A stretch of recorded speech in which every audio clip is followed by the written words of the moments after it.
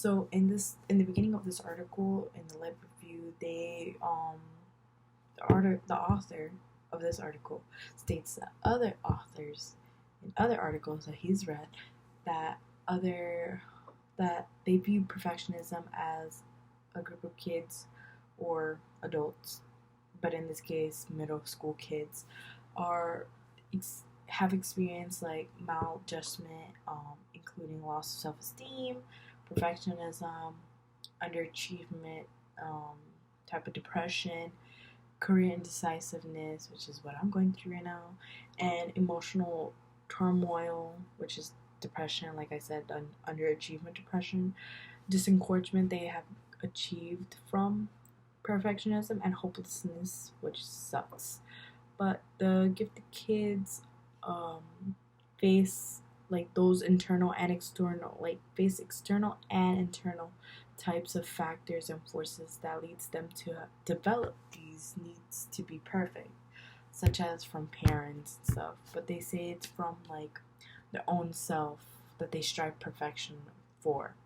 So it's not really for the parents. So in this article, they said that the gifted students seems to strive for perfectionism as a way to maintain their own self-worth and to have it up there.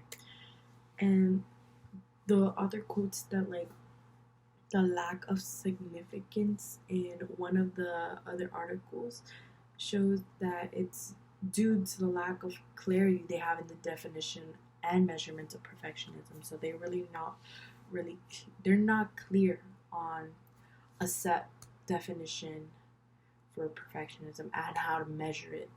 And so like in the earlier studies by I think it's Parker and Mills, their studies they would define and measure perfectionism as like an one type of dimensional pathological personality trait for their minds, and while now they view it as multidimensional, which sees perfectionism as like a problem and like they don't want perfectionism. So before they would use it, yeah, perfectionism is really good. It's for the personality trait. It develops a person, like how Freud used to say it. I guess Freud and another physiolog philosopher, I guess. And while nowadays we're saying, ew, no, perfectionism is really bad for kids. It really brings their self-esteem down. It's really no use for the kids at all. And so they use a multi-dimensional like perspective of perfectionism as a like negative view now, because they link perfectionism with the maladaptive, which I've stated before to be like a negative connotation to perfectionism. They use it as a negative dimension of perfectionism, like I said. Um, the maladaptive perfectionism like shows that it's related to depression, while adaptive perfectionism is not. And adaptive perfectionism is like significantly related to like higher self-esteem, and while maladaptive is not, as it shows that it's lower self-esteem. I mean, if you got depression, I don't think you have high self-esteem. But the adaptive perfectionism also shows, stated in the article, that like it lowers the levels of inferiority that the kids have on other peers, and they have higher level of like social communication with peers, with their peers, and they have like higher like control of themselves and their surroundings compared to the maladaptive perfectionism.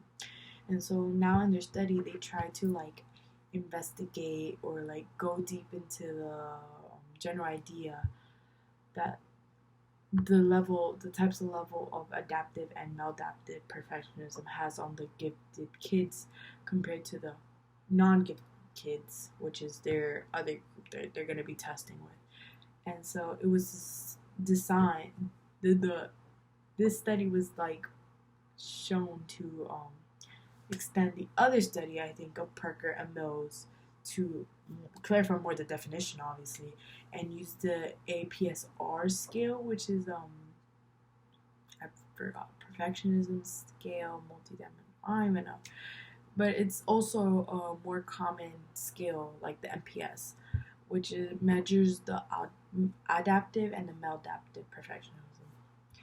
And so the method in this perfectionism scale, they would in this article, I mean, they would use 100, like almost 200 middle schoolers in somewhere in southeast, so I would say like Florida, Georgia, around here, maybe, yeah.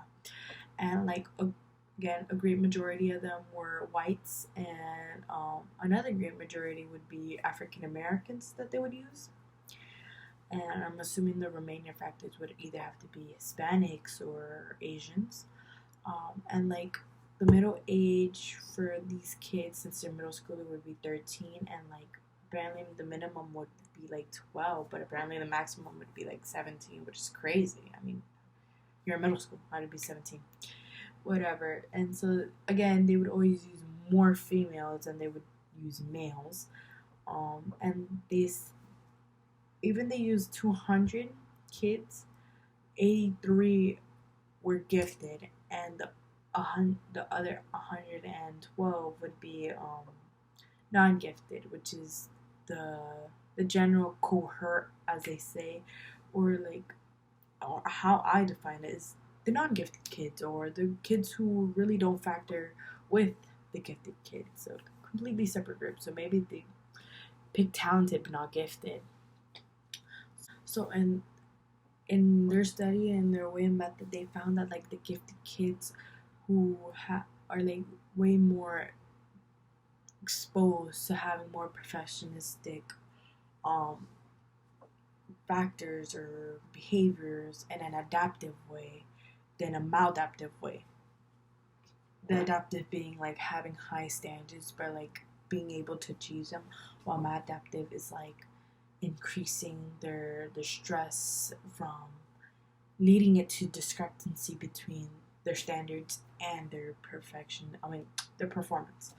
And the results also shows that like the gifted kids are likely to strive for perfectionism more than the non-gifted kids, which is the general group, the non-factorable one.